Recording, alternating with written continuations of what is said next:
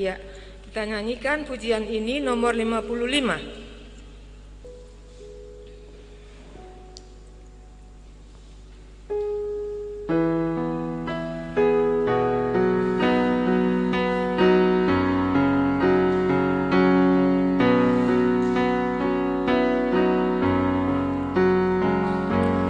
Riyahna, oh riyahna, ukur ngidasa persuruhan di bata rembah berita ngepari dalam ngepari lawi momokan dana berita simak kuli ku sembahkan ku sembahkan goseman kami berita perdamaian ku sembahkan ku sembahkan pakaikan kami baba berita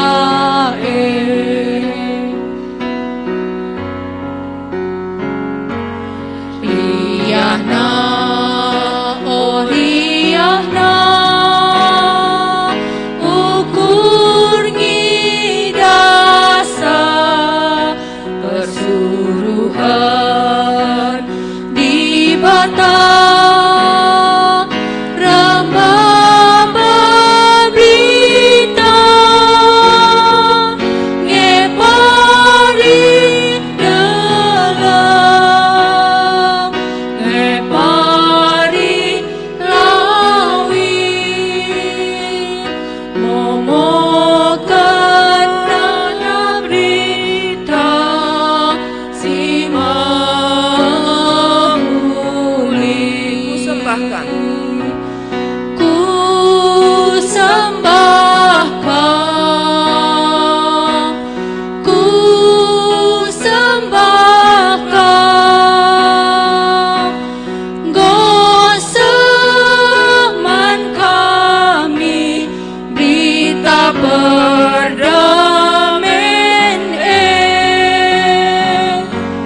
ku sembahkan ku sembahkan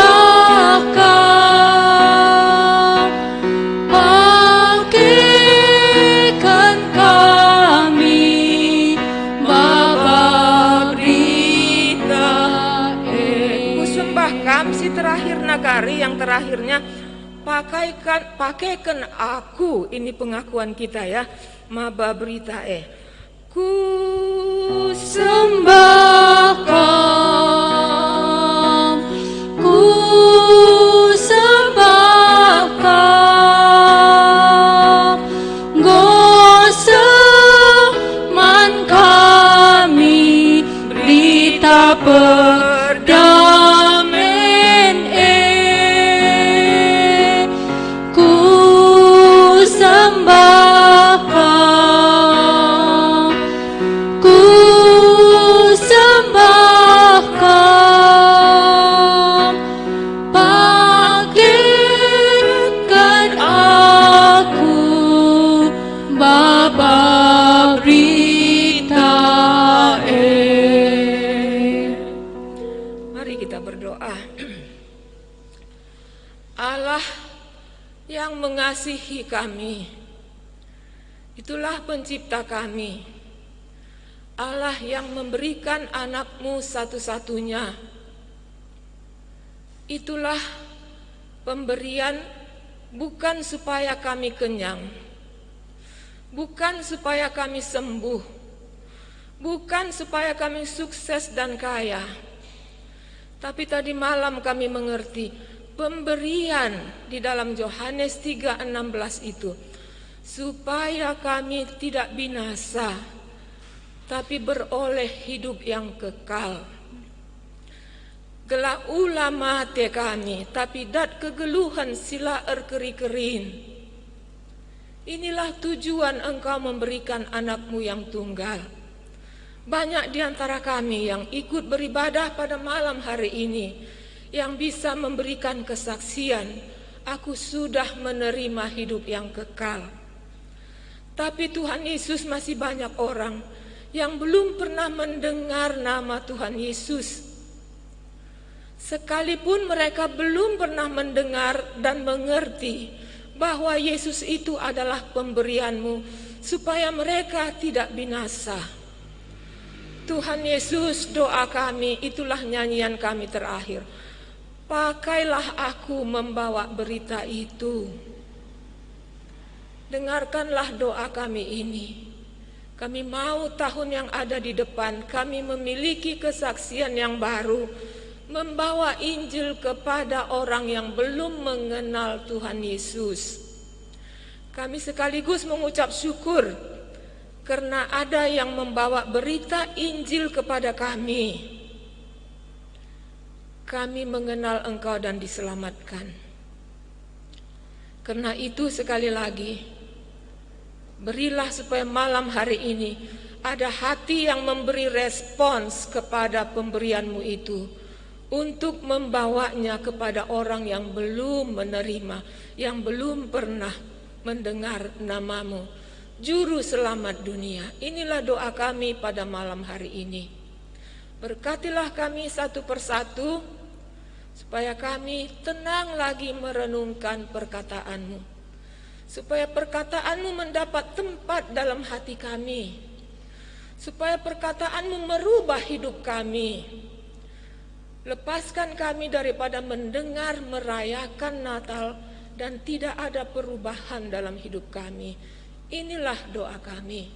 Terima kasih Tuhan kami Yesus, di dalam namamu kami berdoa. Amin. Kita nyanyikan sekali lagi bahasa karonya.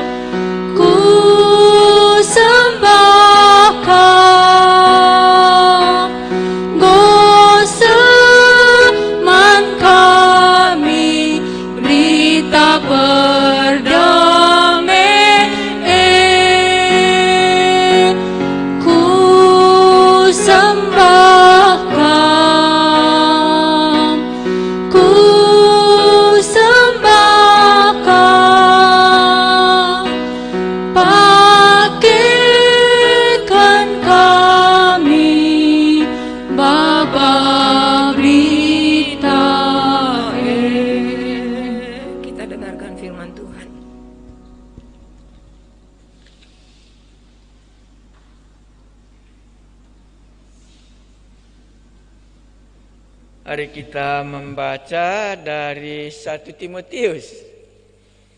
Nampaknya Timotiuslah buku yang kita baca. Dan juga Injil Yohanes juga nampaknya kita baca.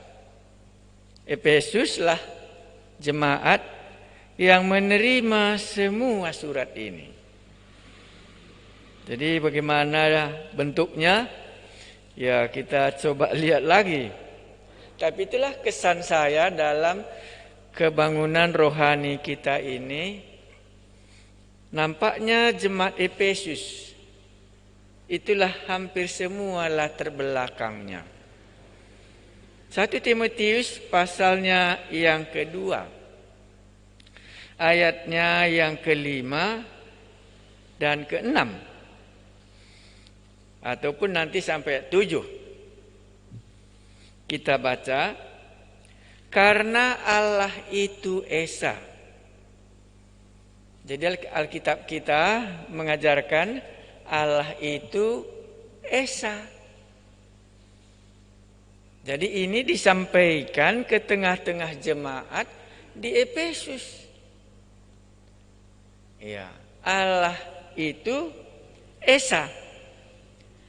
Dalam renungan saya, kalau Esa itu artinya di dalam kitab Ulangan, itulah latar belakang Allahnya umat Israel.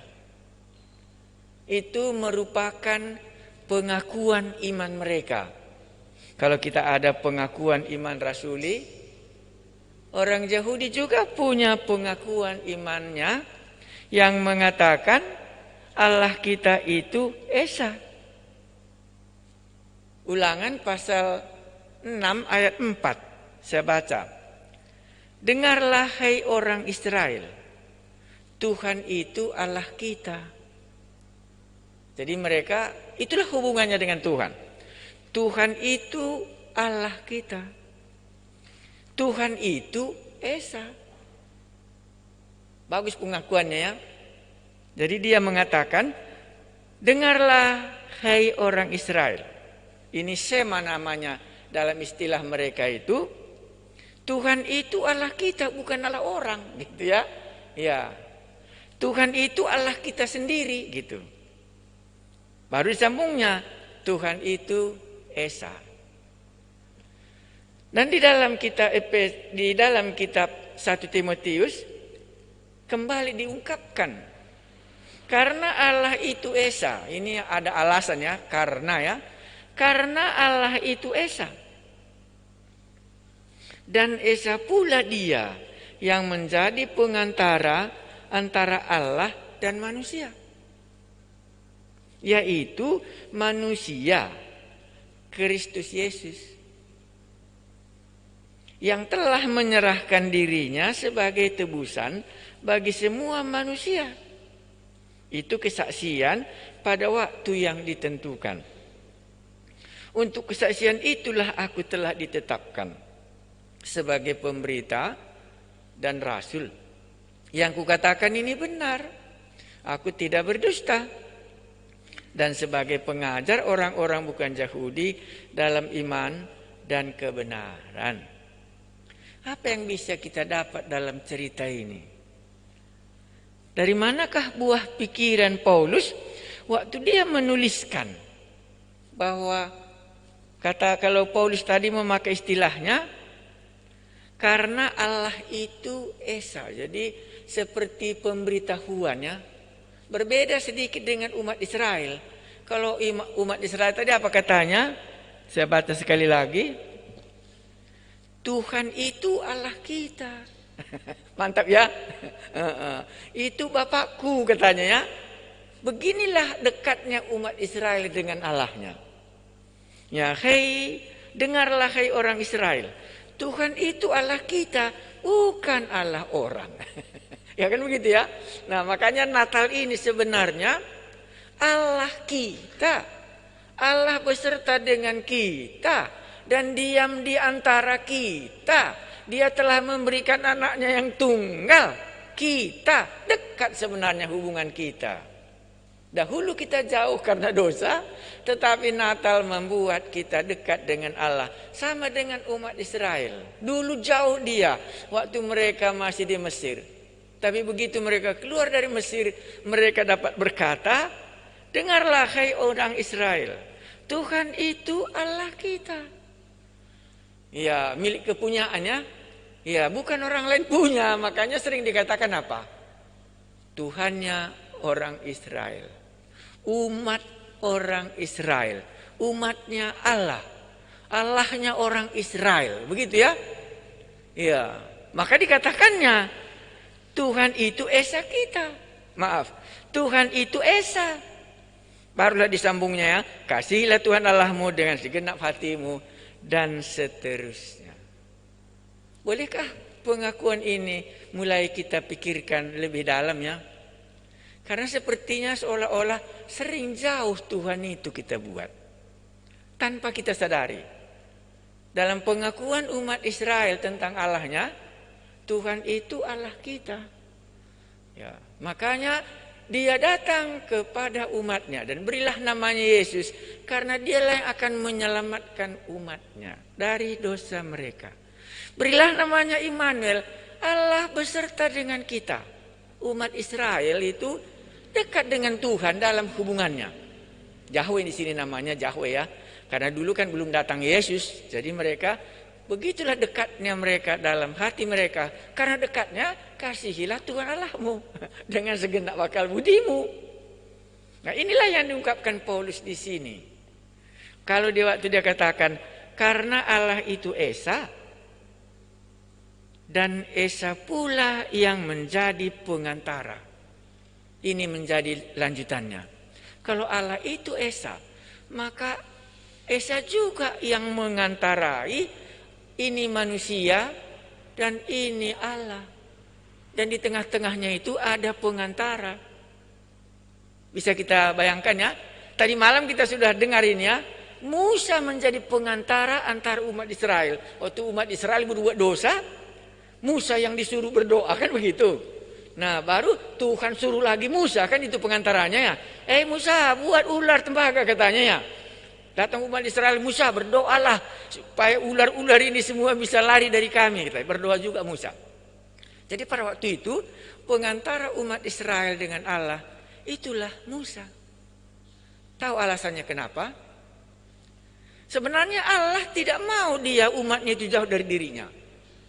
Tapi waktu di Gunung Sinai, waktu Allah menyatakan diri, begitu mereka takut, akhirnya dia katakan janganlah kami dekat dengan Allah itu, mati nanti kami katanya. Nah, katakanlah kepada Tuhan itu, kau sajalah pengantara kami, apa yang dikatakan Tuhan kepadamu, katakan kepada kami. Tuhan katakan, enggak, aku bukan marah sama kamu, supaya kamu tahu betapa dahsyatnya Allah itu. Marilah. Tapi umat itu katakan tidak. Dan waktu itu disampaikan Musa lah kepada Tuhan, bahwa umat Israel enggak mau lagi dekat karena takutnya sama Tuhan. Karena itu terimalah kalau gitu. Makanya mulailah Musa menjadi pengantara. Sebelumnya tidak ada pengantara. Allah berbicara dengan Adam. Adam, di manakah engkau? Allah berbicara kepada Noah. Hei Noah, aku sudah bosan melihat manusia ini. Buatlah batra ya. Ya, berbicaralah kepada Abraham. Lihatlah ini, kota Sodom sudah begitu jelek, mau kubinasakan. Itulah Allah berbicara langsung kepada mereka. Tapi di kitab Keluaran sudah bangsa Israel melihat kemuliaan Allah. Bagaimana pekerjaan Allah, 10 tulah di Mesir ya, kita ingat itu. Dan melewati sungai Laut Merah yang begitu dahsyat. Dan di Gunung Sinai Allah menyatakan sesungguhnya siapakah Allah itu. Dan umat Israel mulai, kalau begini dahsyatnya Allah itu, pasti nanti kami mati. Kalau kami dekat sama dia. Allah katakan tidak, supaya kamu takut dan tidak berbuat dosa. Itulah maka kutunjukkan siapakah Allahnya itu. Itulah ucapan mereka tadi apa? Hai umat Israel, katanya ya, dengarlah. Tuhan itu Allah kita, bukan Allahnya orang Mesir. Nah, bolehkah dalam Natal ini kembali kita merenungkannya? Juru selamat itu hari ini telah lahir bagimu, kan gitu ya. Nah, di kota Daud itulah juru selamat dunia, gitu ya. Nah, bolehkah kesan kita Allah itu tidak jauh dari kita dalam Natal ini? Makanya dia katakan Allah itu Esa. Sesudah itu disambungnya, maka Esa pula lah pengantara. Nanti kita cerita. Iya, nanti kita ceritakan ya. Iya, iya. Allah itu Esa. Terima kasih. Ini kan jemaat. Ya, jadi bagus juga. Esa itu satu kah atau banyak? Iya ya. Iya. Oh enggak. Iya, enggak apa-apa lah. Nanti kan dijelaskan karena ini kan bahasanya kitab Ulangan. Nanti kita bisa lihat latar belakang. Jadi kalau di tengah-tengah Israel, Allah itu Esa maksudnya karena mereka baru pulang dari tanah Mesir. Dan mereka lihat semua banyaknya berhala Raja Firaun. Nah, jadi kemungkinannya inilah makanya hampir sama dengan kita Efesus. Kita Efesus juga kan latar belakangnya dalam Kisah Rasul pasal 19. Ya, masih ingat kita tadi malam ya. Ayat 35 itu. Saya baca karena latar belakang kitab Ulangan sudah ngerti kita, tapi latar belakang jemaat Efesus ada kita ingat, nanti saya ulang-ulangi. Iya. Kisah Rasul 19 ayat 35. Akan tetapi panitra kota menenangkan orang banyak itu dan berkata, "Hei orang Efesus, siapakah di dunia ini yang tidak tahu bahwa kota Efesus lah yang memelihara baik kuil dan Dewi Artemis yang maha besar maupun patungnya yang turun dari langit." Jadi jemaat Efesus mirip dengan tanah Mesir, di mana jemaat ini berdiri. Banyak kali patung-patung mereka seperti di Mesir dulu. Kemungkinan itu alasannya, makanya latar belakang jemaat Efesus tadi disebutkannya Allah, karena Allah itu Esa. Satu Allah itu gitu. Karena kota Efesus punya banyak berhala, kuil-kuil katanya tadi ya. Dan juga banyak berhala-berhala mereka di situ, dan ada salah satu yang paling top. Kan dikatakannya maha besar kan gitu ya. Iya kan itu dikatakannya. Ya, kota Efesus lah yang memelihara banyak apa? Baik kuil Dewi Artemis yang maha besar. Mereka katakan maha besar itu. Maupun patung-patungnya yang turun dari langit menyatakan kebesarannya. Bagaimana orang Efesus ini menyembah berhala. Makanya waktu kita membahas Efesus pasal 2, tahu ya? Dahulu kamu mati katanya karena kamu mentaati penguasa-penguasa angkasa kan gitu ya. Efesus pasal 6 juga, kita bukan melawan darah dan daging katanya ya, tapi melawan penguasa-penguasa di angkasa gitu ya. Jadi mirip sama dengan situasi orang Israel di Mesir, di mana lingkungan gereja Efesus ini hidup di tengah-tengah banyak berhala-berhala. Jadi dipakainya karena Allah kita itu Esa. Jadi mungkin latar belakangnya sama dengan kita Ulangan pasal 6 ya.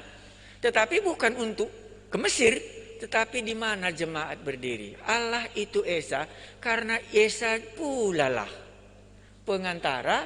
Allah kita itu satu. Kan gitu ya. Karena itu satu pula lah pengantara antara Allah kita dengan manusia, supaya mereka tidak merasa banyak. Ya, makanya kita sudah khotbah karena firman itu menjelma menjadi manusia.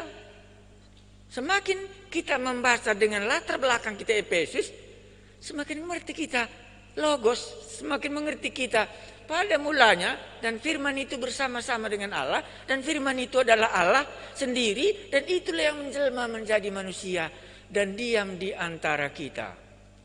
Karena melawan Dewa Artemis tadi, ya, karena penafsir semua mengatakan, jadi patungnya itu dari mana datangnya? Mereka semua katakan itulah Jupiter katanya ya, pecahan planet yang jatuh ke bumi dan jatuhnya di kota Efesus.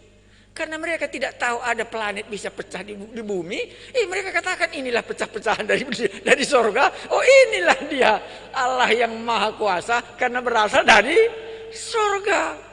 Karena semua yang dari surga kan hebat gitu ya. Jadi pecahan planet inilah, Jupiter ini, dan inilah menjadi berhala orang Mesir, orang Efesus, dan itulah dikatakannya. Baik, kita lanjutkan. Itulah latar belakangnya dulu ya. Jadi pengertian kita itulah dia. Makanya dia katakan Allah itu esa. Bukan banyak seperti di kotamu gitu ya. Bukan banyak, Allah kita itu cuma satu. Karena itu satu jugalah pengantara antara manusia dengan Allah. Itulah disambungnya kan begitu ya. Iya. Karena Allah itu esa, dan esa pula lah dia yang menjadi pengantara antara Allah dan manusia, yaitu manusia Kristus Yesus. Manusia Kristus Yesus. Apa artinya kalimat itu? Yesus itu manusia. Kristus itu adalah Allah. Jadi di dalam diri Yesus ini yang bisa menjadi pengantara, dia manusia lahir menjelma menjadi manusia, tadinya dia firman. Bersama-sama dengan Allah. Sekarang menjelma dia menjadi manusia supaya dia bisa berjumpa dengan manusia, supaya dia tahu semua penderitaan manusia. Dan Allah itu ya supaya bisa dia menjambati dua oknum ini. Manusia yang berdosa dan Allah yang tidak berdosa. Manusia Kristus Yesuslah yang bisa menjadi pengantara. Supaya jangan nanti mereka menjadi pengantaranya kepada yang satu itu adalah Jupiter kan gitu ya. Supaya jangan lewat Artemis dia. Iya, tapi lewat yang satu ini kita bisa ke sana. Karena semua kita sadar sampai hari ini manusia ini berdosa. Karena berdosa nggak mungkin aku datang kepada Allah yang kudus. Makanya perlu kali. Siapa yang diantaraku supaya aku tidak binasa kalau berjumpa dengan yang tidak berdosa itu. Sama dengan umat Israel tadi, nggak mau dia menjumpai Allah.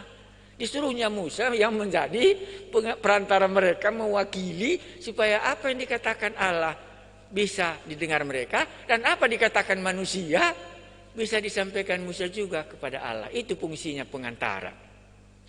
Makanya tadi malam kita sudah dengar ya, hei Musa katanya ya, mintalah kepada Tuhan katanya ya, supaya ular-ular ini disampaikan Musa lah sama Tuhan karena dia pengantara kan. Nah, baru dijawab Tuhan ya, buatlah ular tembaga katanya ya.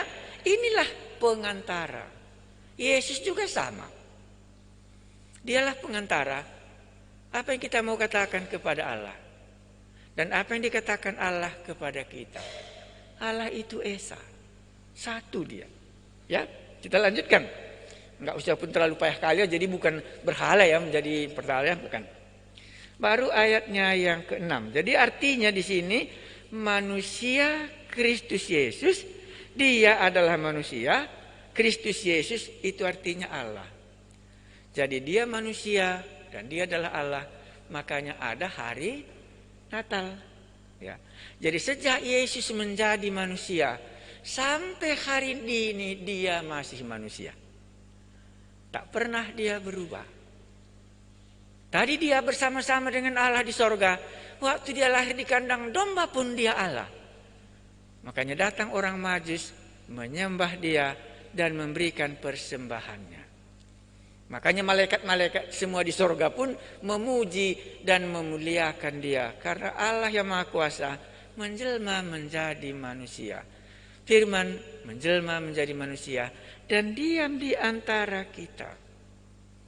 Ayat 6. Ini fungsinya pengantara yang tidak ada di dalam Musa. Ayat 6. Yang telah menyerahkan dirinya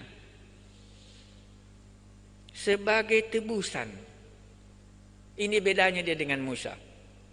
Dan yang telah menyerahkan dirinya sebagai tebusan bagi semua manusia.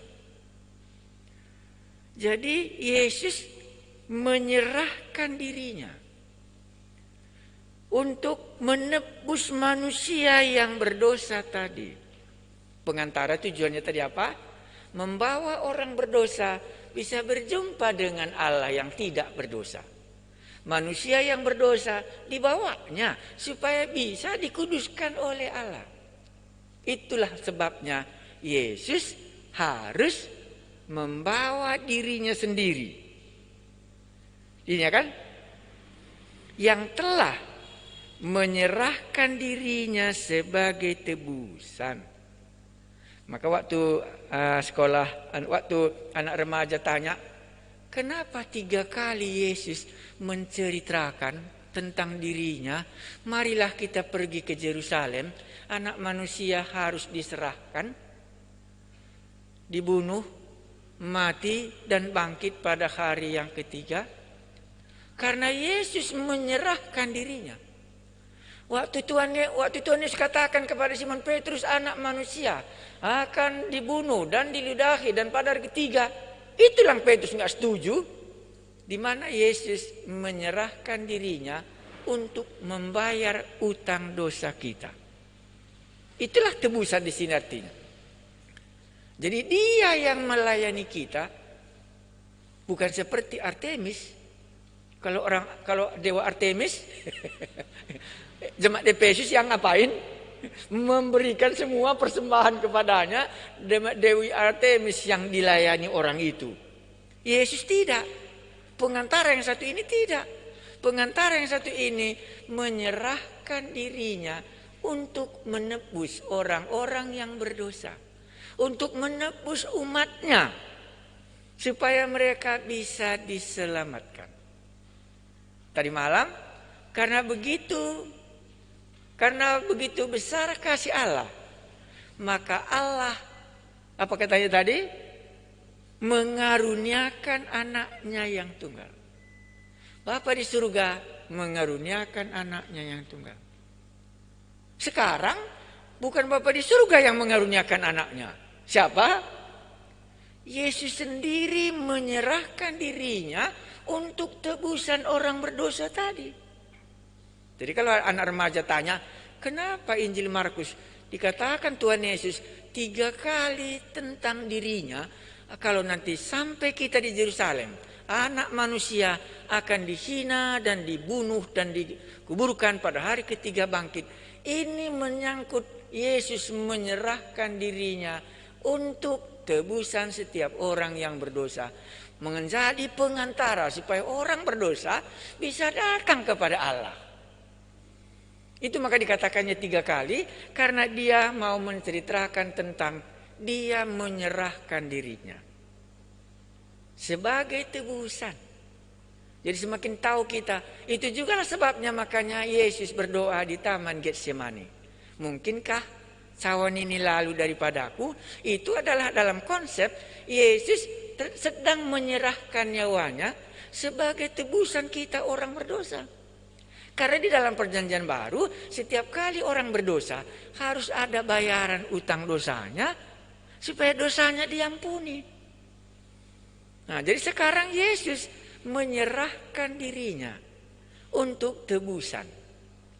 Kalau tadi malam Bapa di surga menyerahkan anaknya datang dan lahir di kandang domba. Sekarang Yesus menyerahkan dirinya menuju Yerusalem, ya. Dan karena di sanalah semua persembahan harus dilaksanakan. Karena di sana cuma ada Bait Allah di mana mereka menyembelih korban pengampunan dosa di Bait Allah, maka Yesus pun harus menyerahkan dirinya. Marilah kita pergi ke Yerusalem. Waktunya telah tiba. Itu yang kalimat terakhir, ya. Iya, pada waktunya dia menyerahkan dirinya untuk tebusan banyak orang. Jadi bisa kita sudah mengerti sekarang, oh Allah itu Esa.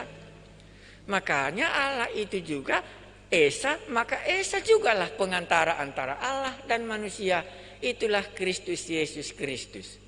Dan sebagai Yesus Kristus sebagai pengantara itu, dia harus menyerahkan nyawanya untuk tebusan orang yang akan diantaranya dia dengan Allah. Supaya orang-orang ini bisa diampuni dosanya. Saya baca 1 Petrus pasalnya yang ke-3 ayat 18 kurasa. Kalau itukah di dalam bacaan kita, ya? Itukah di dalam bacaan kita ini kita buat? Kita lihat dulu, ya, kurasa iya itu. Kita lihat 1 Petrus pasal 3:18 kah? Ya, saya baca ya. Ini Petrus, 1 Petrus pasal 3 ayat 18.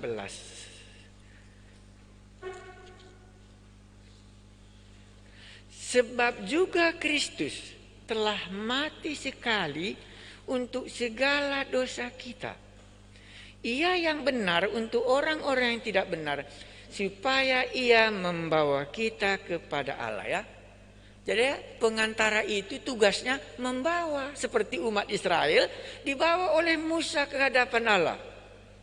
Baru dari Allah dibawanya lagi berita kepada umat Israel. Hei Allah, umat Israel ini sudah berdosa kepadamu dan mereka meminta supaya engkau memberikan pertolongan jalan keluar. Maka di sini sebab juga Kristus telah mati sekali untuk segala dosa kita. Ia yang benar untuk orang-orang yang tidak benar, supaya ia membawa kita kepada Allah. Jadi pengantara itu tugasnya membawa ya. Membawa kita kepada Allah. Ia yang telah dibunuh dalam keadaannya sebagai manusia, tetapi yang telah dibangkitkan menurut roh karena dia Allah. Dia membawa kita menjadi pengantara dengan itu. Ya, jadi sebagai pengantara dia harus membawa kita ke sana. Ya, kali cakap Karona, kerja adat orang Karo itu mantap ya. Iya, kalau satu anak perana sudah mau berkeluarga dengan satu orang anak gadis, nggak bisa dia langsung, harus ada namanya anak beru ya. Ya, jadi anak beru ini namanya kelang-kelang ya, pengantara ya. Bagaimana katanya ya, apa tujuan kalian datang katanya ya. Baru diceritakannya, anak kami yang laki-laki ini sudah senang sama anak perempuan kalian gitu. Kan itu disampaikannya ya. Apakah kalian setuju atau tidak? Umpamanya gitu ya. Kalau kalian setuju, bagaimana acara pestanya kan begitu ya. Barulah mereka mendiskusikannya. Tapi pengantaranya siapa? Itulah anak berunya tadi. Kita dengan Allah sama. Iya, kita dengan Allah sama. Itulah Yesus menjadi pengantara antara kita dengan Dia. Dia tidak berdosa, tetapi dibuat dia menjadi berdosa, memikul dosa kita, supaya ia bisa membawa kita ke Allah. Jadi dalam tulisan kita ini sangat halus saya buat bahasanya ya. Mari kita lihat Yohanes pasal 14 ayat 6. Yohanes 14 ayat 6. Inilah kata si pengantara tadi ya. Yohanes 14 ayat 6 ya. Jadi dalam Yohanes 14 ayat 6 ini kita lihat Yesus menjadi pengantara. Ya. Yohanes 14 ayat 6. Kita baca dalam pikiran kita, Yesus menjadi pengantara. Karena tadi sudah ditetapkan ya, dia telah menyerahkan dirinya sebagai tebusan dosa. Dan Petrus melihat bahwa Yesus yang tidak berdosa ya, telah menyerahkan dirinya supaya dosa-dosa kita dapat diampuni. Kan begitu tadi ya? Ya, dia yang tidak berdosa dibuat berdosa supaya kita dibawanya kepada Allah. Karena 1 Petrus lain backgroundnya ya, karena 1 Petrus bukan untuk jemaat Efesus. Tetapi kalau Yohanes itu juga masih kita Efesus. Saya baca. Kata Yesus kepadanya, akulah jalan dan kebenaran dan hidup. Pengantara ya. Kata Yesus kepadanya, akulah pengantara itu. Akulah jalannya kalau kamu mau ke sana. Dan kebenaran. Karena dia telah menyerahkan dirinya tadi, kita orang berdosa, dosa kita bisa diampuninya. Maka pengantara, Yesus sebagai pengantara harus dibayarnya tuntutan kedua belah pihak. Makanya kalau anak beru di tengah, apa tuntutan pihak laki-laki dan apa tuntutan pihak perempuan, ya dia yang bertanggung jawab akan keputusan itu. Makanya Yesus harus menanggung tuntutan manusia dan harus menanggung tuntutan Allah, gitu ya.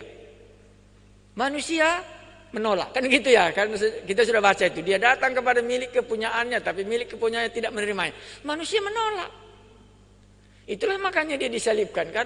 Dia katakan dia raja orang Yahudi, kami tidak bersedia dia menjadi raja kami, bunuh dia, kan begitu. Tapi Allah juga menuntut. Upah dosa adalah apa? Maut. Itu besok khotbahnya. Kan itu upah dosa, maut ya. Semua orang telah berbuat dosa, kan gitu ya. Dan upah dosa adalah maut. Sebagai pengantara, dia harus tanggung dua-dua. Manusia menolak dia, dan upah dosa harus ditanggungnya sendiri. Maka dialah memikul segala dosa-dosa kita, supaya kita bisa dibawanya sebagai pengantara. Dan berkelebihankah kalau Yesus katakan, akulah jalannya, akulah kebenaran, dan akulah hidup? Baru disambungnya, tidak ada seorang pun yang datang kepada Bapa kalau tidak melalui aku. Kenapa? Karena Allah itu Esa. Kan begitu tadi ya. Makanya Esa jugalah pengantara antara kita dengan Allah. Itulah manusia Kristus Yesus yang telah menyerahkan nyawanya sebagai tebusan bagi kita semua. Maka semua kita tahu Yesuslah yang membayar utang dosa kita supaya kita lunas di hadapan Bapa yang di surga. Karena orang berdosa kan berhutang kepada Bapa di surga.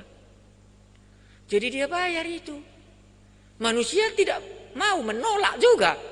Makanya dia dibunuh oleh Pilatus, kan begitu. Maka dia dijual oleh Judas Iskariot gitu. Karena manusia tidak suka. Tapi itu semua ditahankannya sebagai pengantara. Makanya di dalam Yohanes 14 sama juga, ini juga kepada jemaat Efesus ya. Ya, Yohanes ini ditulis kepada jemaat Efesus. Ya, kemungkinannya kalau kita tanya, kalau gitu mana duluan 1 Timotius tadi atau Efesus? Jawabnya tidak payah. Duluan 1 Timotius. Sesudah itulah Yohanes. Karena Injil Yohanes ditulis kurang lebih tahun 90 sampai tahun 100. Antara tahun 100 lah, supaya gampang kita ingatnya. Tapi 1 Timotius tadi kapan ditulis? Itu kurang lebih antara tahun 60 sampai tahun 70. Karena Paulus mati umur 70. Tahun 70 Paulus sudah mati. Jadi sebenarnya dari mana Paulus? Paulus bukan mengutip Injil Yohanes. Ya, dia bukan mengutip ini. Tetapi memang itu yang dia tahu, bahwa Allah itu Esa, latar belakangnya dari kitab Ulangan. Oh, Allah itu Esa, latar belakangnya dengan umat ini Efesus yang menyembah banyak berhala. Satu cuma pengantara kita. Nah, makanya di sini tidaklah salah. Bukan Paulus mengutip dari Injil Yohanes. Karena Yohanes ditulis kurang lebih tahun 100. 1 Timotius yang mengatakan Allah itu Esa. Karena itu Esa jugalah pengantara kita.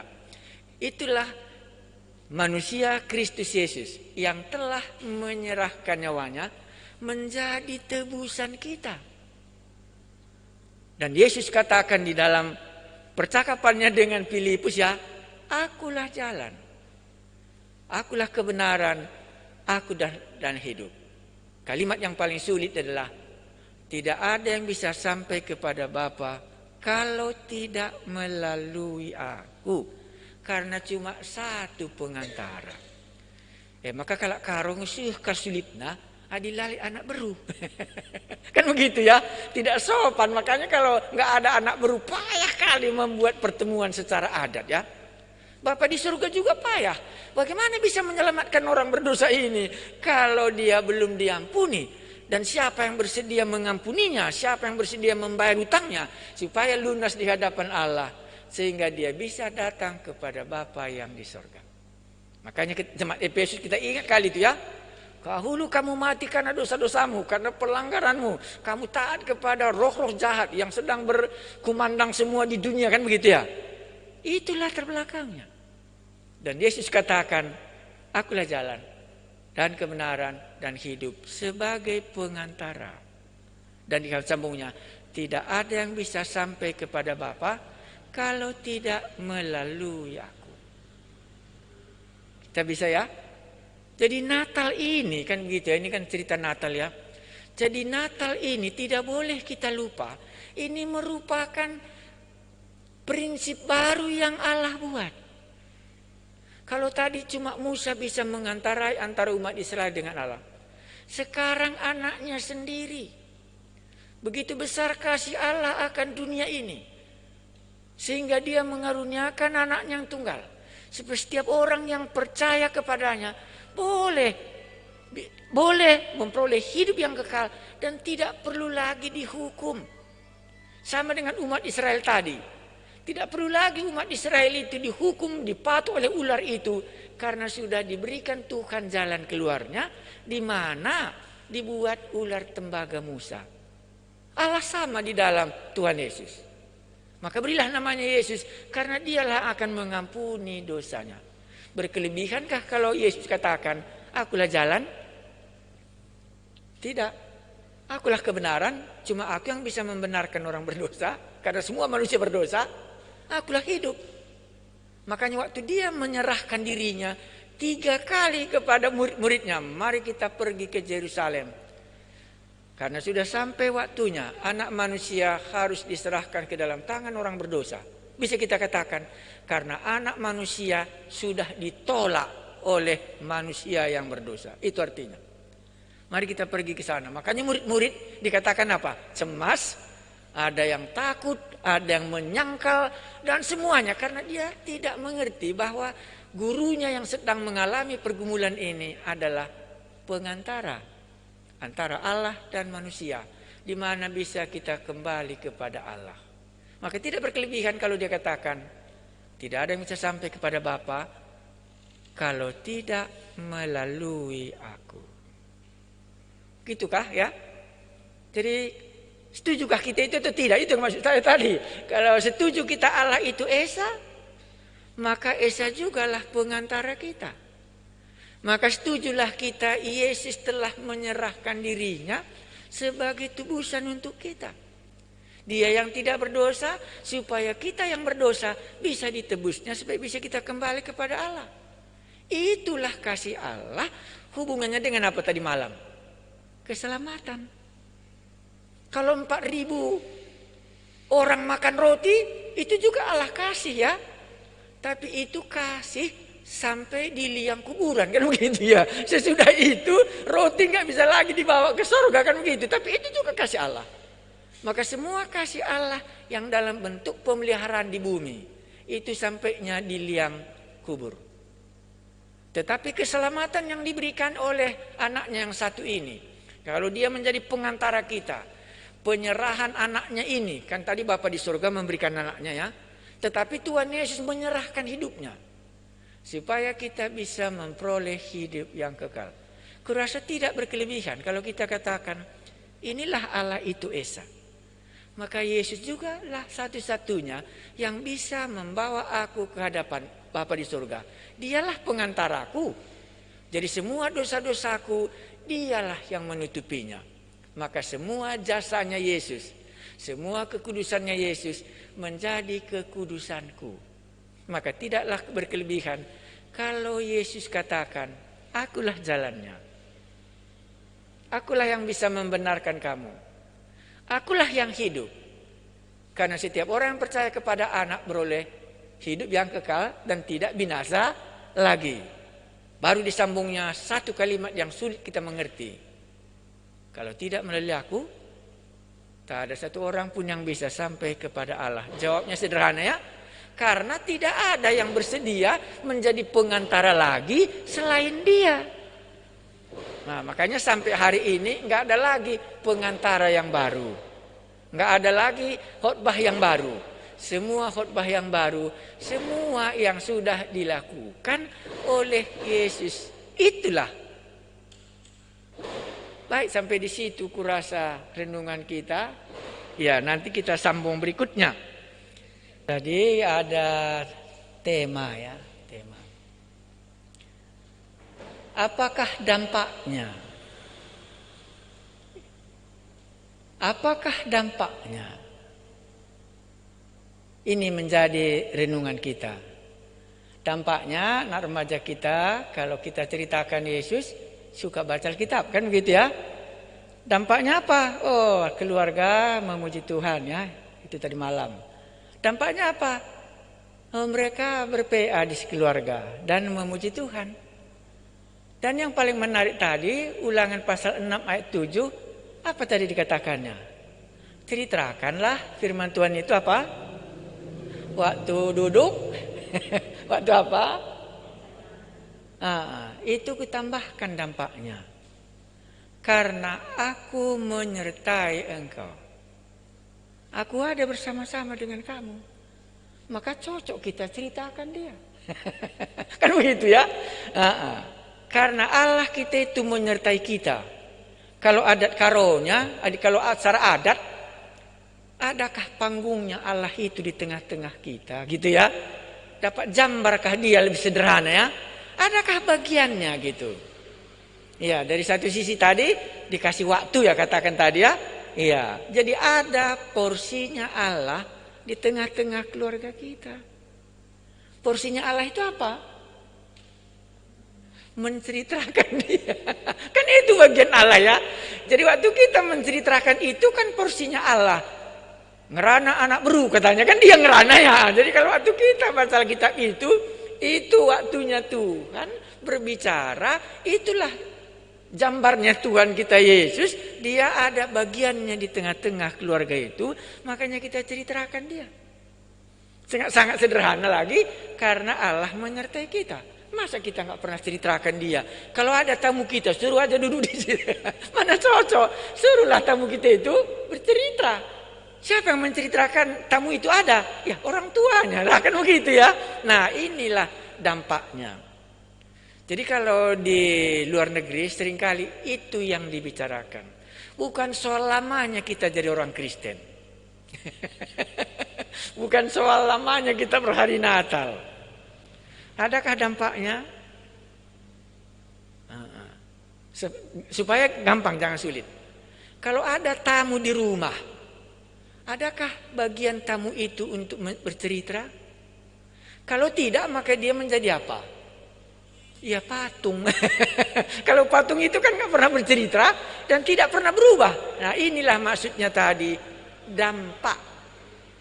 Kalau kita ada Natal, ada dampaknya dalam hidup kita. Karena Immanuel, Allah menyertai kita, dosa kita sudah diampuni. Ada bagian dia di dalam hidup kita. Karena keluarga belum pernah mungkin dengar khotbah, apa dampaknya dalam hidup kita? Mungkin dia hanya mentaati Ulangan pasal 6 ya. Ya, karena mungkin dia pegang secara Taurat ya. Tetapi mungkin lebih dari Taurat itu, karena tadi dia sudah menjadi pengantara kita. Dan dosa kita sudah diampuni. Aku berterima kasih kepadamu. Ada dampaknya. Nah itulah makanya Natal kita ini entah rame entah tidak rame. Yang mau kita bawa pulang. Apa sebenarnya dampaknya sejak aku jadi orang percaya? Adakah bagian Yesus di dalam aku secara pribadi? Demikian juga dalam keluarga gitu. Makanya Natal ini tadi adalah dampaknya Yesus di tengah-tengah keluarga. Terima kasih banyak mereka bisa berPA, mereka bisa menceritakannya firman Tuhan kepada anak-anak. Karena Tuhan suruh ya, ceritakanlah itu kepada anak-anakmu. Mari kita akhiri kebaktian Natal kita ini dari ayat yang terakhir. Kan ada yang belum kita baca. Apa yang belum kita baca dalam Alkitab kita ini? Bisa lihat bahannya ya. Kita sudah selesai ini. Yang terakhir yang kita hari ini telah lahir bagimu sudah ya. Yang belum kita baca itulah apa? 2 Korintus pasal 6 ayat 2. Ini berbicara soal dampak. Sebab Allah berfirman, pada waktu aku berkenan, ini dampak ya. pada waktu aku berkenan, aku akan mendengarkan engkau. Ini dampak. Sebab Allah berfirman, pada waktu aku berkenan, aku akan mendengarkan engkau. Dan pada hari aku menyelamatkan, aku akan menolong engkau. Sesungguhnya waktu ini adalah waktu perkenan itu. Sesungguhnya hari ini adalah hari penyelamatan itu. Bagus ayat ini ya. Bagaimana saya bisa menceritakan ini? Ini berbicara soal kesempatannya. Ya, tahun 2021 akan berakhir. Masuk lagi lah kita kalau Tuhan kehendaki tahun yang baru. Natal juga akan berakhir. Tahun juga akan berakhir. Khotbah juga akan berakhir. Tapi adakah kita ambil kesempatan untuk memikirkannya? Apakah dampaknya bagiku dalam semua cerita ini? Saya baca sekali lagi. Ya, kalau kita setuju tadi bahwa Yesus itulah pengantara kita, kalau kita setuju tadi bahwa Yesus itu berkata, akulah jalan dan kebenaran, tidak ada satu orang pun yang bisa sampai kepada Bapa kalau tidak melalui aku, di mana lagi kurangnya? Kalau sampai di situ keputusan kita, kurangnya pasti ini. Pada waktu aku berkenan, aku akan mendengarkan engkau. Dan pada waktu hari aku menyelamatkan, aku akan menolong engkau. Sesungguhnya waktu ini adalah waktu perkenan itu. Sesungguhnya hari ini adalah hari penyelamatan itu. Inilah lewat. Hari penyelamatan itu lewat. Sudah mati si Anu katanya. Rajin dia berminggu, kita bilang kan begitu umpamanya ya. Tapi selama berminggu itu nggak pernah diambilnya kesempatan untuk menerima Yesus yang dia sudah tahu. Ini momennya di sini. Inilah dampaknya tadi. Ya, kemungkinannya dia berkata seperti pemuda. Apa kata pemuda? Masih panjang umur ya. Nanti kalau terima Tuhan Yesus tidak bisa lagi bebas katanya ya. Masa nanti kita sudah terima Tuhan Yesus berbuat dosa lagi katanya. Jadi belum bisa berhenti berbuat dosa. Lain kali lah katanya ya. Dilewatkannya. Ya, saya punya cerita yang lama. Karena cerita baru saya sudah banyak yang gak ada lagi. Cerita lama saya ini begini. Oh setan, dari mana kau katanya. Oh jalan-jalan di bumi katanya. Ngapain di bumi sekarang katanya. Hebat kali mereka katanya. Ngapain? Hari Natalnya 1 bulan katanya. Iya, hari Natal perjanjiannya inilah 1 bulan. Dan sayalah yang terakhir. Oh ya katanya. Jadi bagaimana katanya. Iya hebat katanya. Celaka kita kalau begitu. Mereka terus berhari Natal. Gagallah kita ini, nanti semua mereka masuk surga katanya. Apa dikhotbahkannya katanya. Iya dikhotbahkannya bagus katanya. Apa dibilangnya? Allah itu Esa. Esa juga pengantara katanya. Apalagi katanya. Yesus menceritakan kematiannya di kayu salib katanya. Yesus berkata bahwa barang siapa yang percaya kepada aku, akulah jalan, aku dan keselamatan. Itulah yang dikhotbahkannya katanya. Loh, gagallah kita kalau gitu, berarti sudah semua nanti mereka percaya katanya. Ngapain kerjamu di bumi katanya. Satu lagi, jangan kalian marah aku dulu katanya. Setiap kali aku ikut dalam perayaan mereka itu, ku dengarlah itu katanya. Iya, ku dengarlah itu, meyakinkan khotbahnya katanya. Mantap sekali uraiannya katanya. Iya, masa kau di pihak orang itu? Enggak, ada satu lagi yang aku mau ceritakan katanya. Bagaimana katanya? Ku bisikkan saja pelan-pelan sama dia katanya. Apa kau bisikkan? Terimalah Yesus. Ya, terimalah Yesus katanya. Terimalah Yesus. Itu kusuruh mereka katanya. Hanya ku katakan, jangan tahun ini. Iya, lewatkan sekali lagi. Karena besok pun masih ada khotbah katanya. Besok saja kalau ngambil, besok saja kau terima. Kusuruh dia terima Tuhan Yesus, tapi katanya, tunggu dulu. Karena jelas sekali bagi dia, 1 bulan hari Natal katanya. Hanya satu kukatakan, kata iblisnya yang melemuk ini, yang diam ini, nggak kasar dia, bukan dirasuknya orang. Nah, dengar khotbahnya itu kan mantap. Dosamu bisa diampuni. Terima Tuhan Yesus gitu. Iya. Tapi jangan sekarang. Tapi jangan sekarang gitu.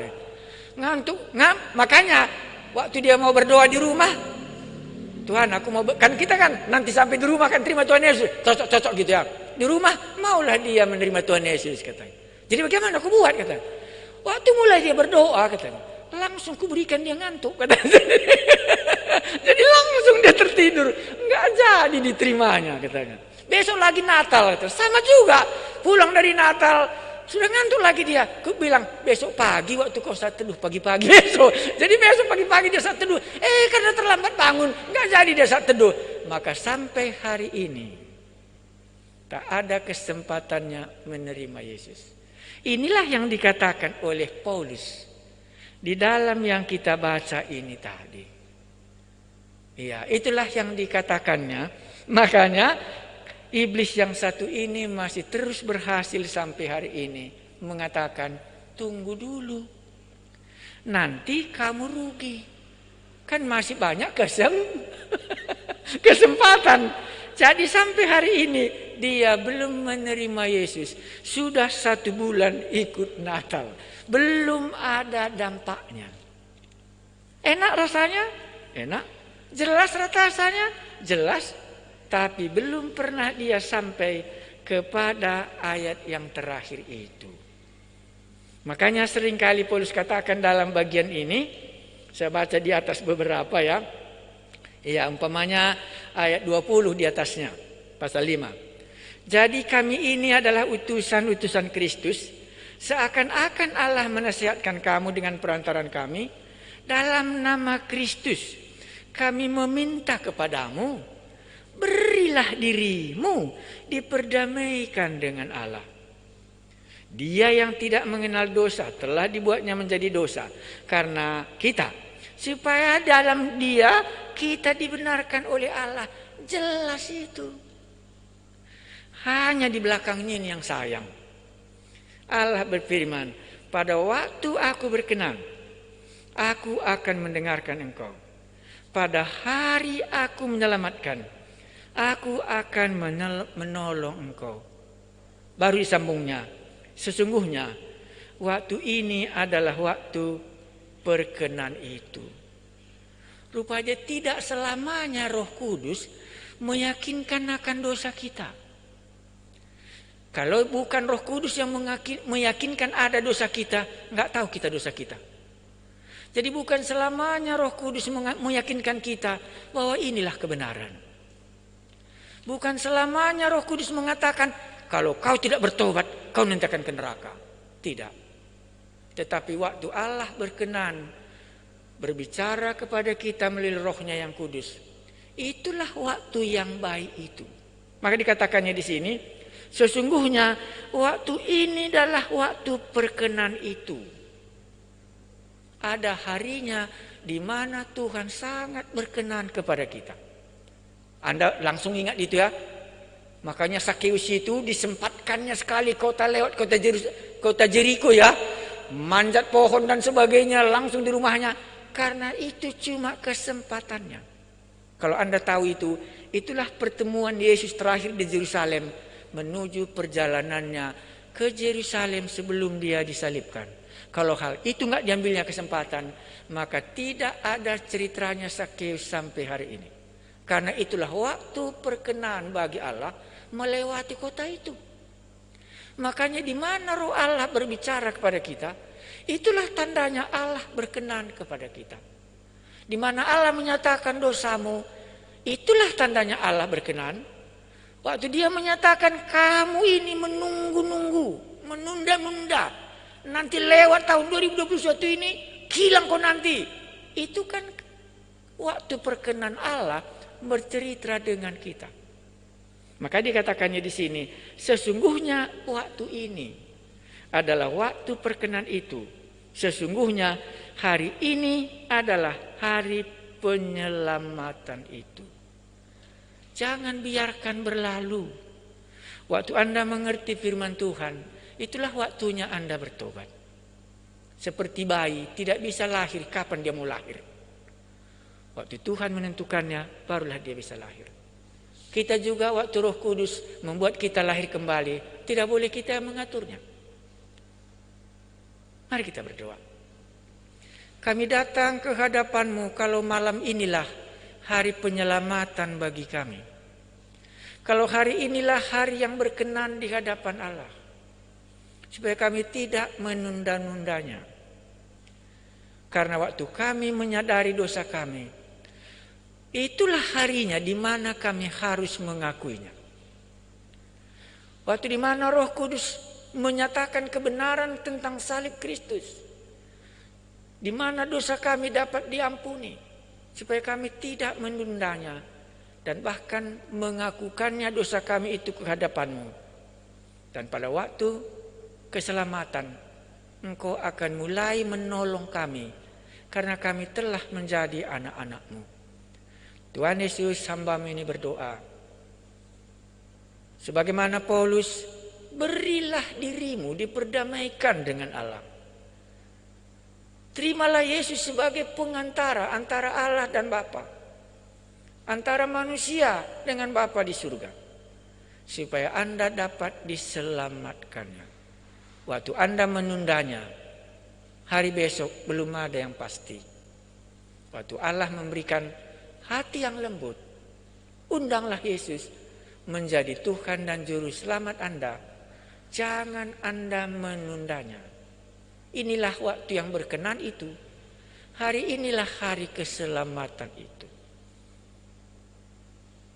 Adakah di antara kita yang bersedia mengundang Yesus? Hari inilah hari perkenan itu. Dan hari inilah hari keselamatan itu bagiku. Aku mau menerima Yesus menjadi Tuhan dan Juru Selamatku. Buatlah doa Anda. Sesudah Anda jelas tahu bahwa hari ini telah lahir Juru Selamat bagi kamu. Buatlah doa masing-masing sebelum saya menutupnya.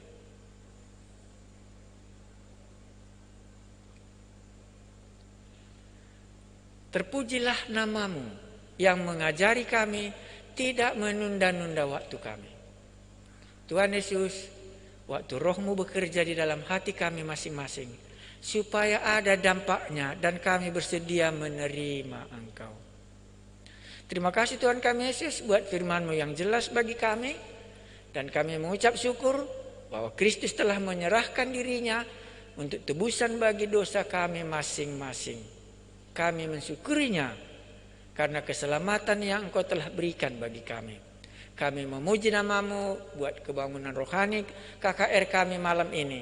Engkau yang telah memberkatinya dan besok pun karena anugerah-Mu kalau masih boleh kami berjumpa kembali untuk menceritakan. Karena di mana kami menceritakan Allah kami, disitulah Yesus hadir sebagaimana Engkau janjikan. Damai sejahtera-Mu Tuhan Yesus memenuhi hati kami waktu kami menerima Engkau menjadi Tuhan dan Juru Selamat kami. Dalam nama-Mu kami berdoa. Amin. Baik, selamat malam, sampai ketemu lagi besok. Ya. Ya, besok kita satu malam lagi ya. Terima kasih banyak.